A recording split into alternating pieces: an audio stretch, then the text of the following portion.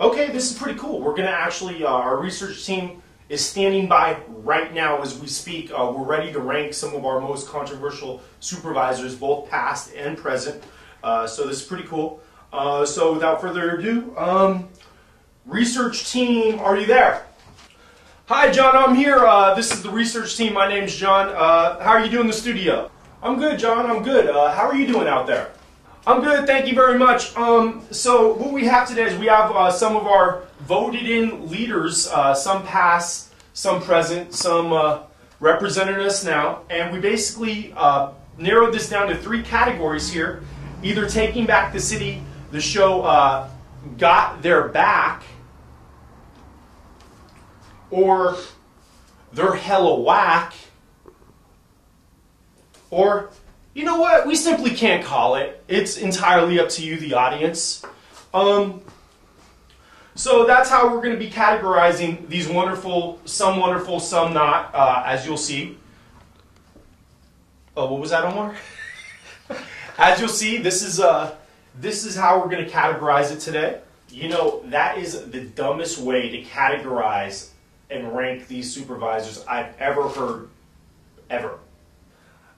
Yeah, you know, I'm an extreme personality. It's either all or nothing to me. So, you know, some certain things I can't forgive city leaders. Others I, you know, absolutely love and adore. Okay, Mr. Extreme Personality, let's get this thing started, huh?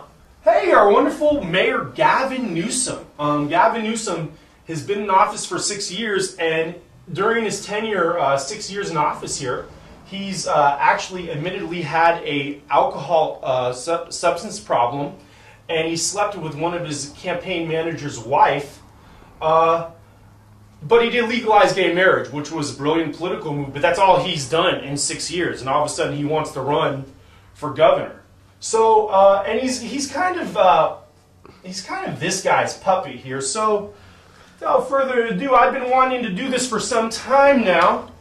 Gavin Newsom, you, my friend, are hella whack. You're going to give our fearless mayor, our mayor that at a very unpopular time in our country went and legalized gay marriage, a hella whack? Explain yourself. John, that's all he's done. What else has he done? All right, hey, fair enough. You made your point. Who's the next one? The next one, we have Eric Marr. Eric Marr is a newly voted-in supervisor to represent the Richmond district, and Eric Marr, I must say, you, my friend, are hella whack. Wait a minute. We really don't know too much about Eric Marr. Why would you give him a hella whack? I'll tell you why, John. Eric Marr has a twin brother. I don't trust people with twin brothers because he could go out and he could score drugs, he could get a prostitute, he could do all these evil things, and he could blame it on his evil twin brother.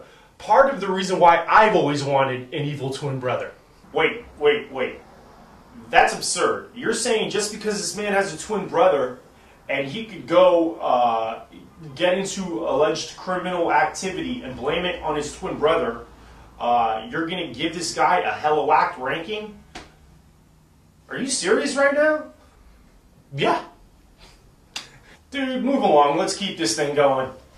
Moving right along here, we have our last mayor here, Willie Brown, who was actually a Republican in Democrats' clothing here. Willie Brown was famous for pay to play, which eliminated so many other people with brilliant ideas and gets away from the, the creative meaning to, if you're creative and you have a brilliant idea but you don't have the money, guess what? Willie Brown's not helping you out. And not only that, but he helped the police to cover up my cousin getting beat up during Fajita Gate, which was Jade Centora, that got beat up by 3 police officers on Union Street. That is a reason why we must go hella whack. Wait a minute, why'd you just cover that man's face with that thing? That's what he deserves. He doesn't even deserve to be on this forum. He should be exiled to Fresno or something.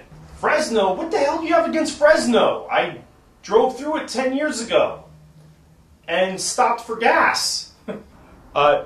Don't take that personally, Fresno. I love your downtown. It's beautiful. It's got Starbucks, Pete's Coffee, all that great stuff. Okay, Starbucks, Pete's Coffee, let's keep this thing going, huh? All right, so far we have 3 hella whacks, and moving right along here. This guy is great. In fact, before we started recording this, we had to Google just who this guy was. He's got the Frappuccino coffee glasses, and he's John Avalos. And you know what? I've heard him speak. He doesn't seem like someone on the Board of Supervisors is going to be barking at other people. Nor is he a supervisor that looks like he's going to be absent a lot of time. He's just he looks like a good dude. We're going to give him the benefit of the doubt on this one, and we are going to say, John Avalos, my friend, we got your back. So you just said you had to Google this dude. You don't even know what he's about, but yet you say you have his back. What's up with that? He looks like a good dude. All right, moving right along here. Hey, Ross Murkarami. If there's any Board of Supervisor that looks like he drinks soy lattes and who's someone who's been to Ivy League school, who's educated, it's Ross Murkarami. He's got the glasses, the goatee, he's a deep, educated voice. Looks like he went to Yale or Harvard. Indubitably. He was the big plastic bag band guy, and which is great, but evidently that plastic bag band didn't get to Chinatown. However, Ross Murkarami took it upon himself to save this channel that you're seeing this TV show on. Out of all these other leaders, he was the only one that cares about freedom of speech, freedom of press, and for that, my friend, we got your back, Ross Murkarami. Good for you. So you're saying you have Ross Murkarami's back just because it benefits you and what you're doing. No. That's not what I'm saying, John. Saving the public access channel airwaves is saving our freedom of speech, freedom of press. The reason why I got into this is because this guy covered up a beating of one of my close friends and dear cousins on Union Street by the cops. And we lost so many of our working class families during his mayoralship. So that's why I got into this. I, invested in camera and the equipment, and freedom of press and freedom of speech is alive and well with the Public Access Channel show. And an elimination of the Public Access Channel show is an elimination of our freedom of expression. So that's something to keep in mind during this show. Okay, we'll keep that in mind. Let's move this sucker along, huh? Moving right along here, Bevan Duffy, all right! Bevan Duffy is the supervisor for the Castro District. And I met Bevan Duffy. He's a good dude. He's always there to, shake your hand. He's always friendly, and he's a right down the center kind of politician. Not a bad guy. He will listen to you, so Bevan Duffy, my friend, taking back the city. We got your back.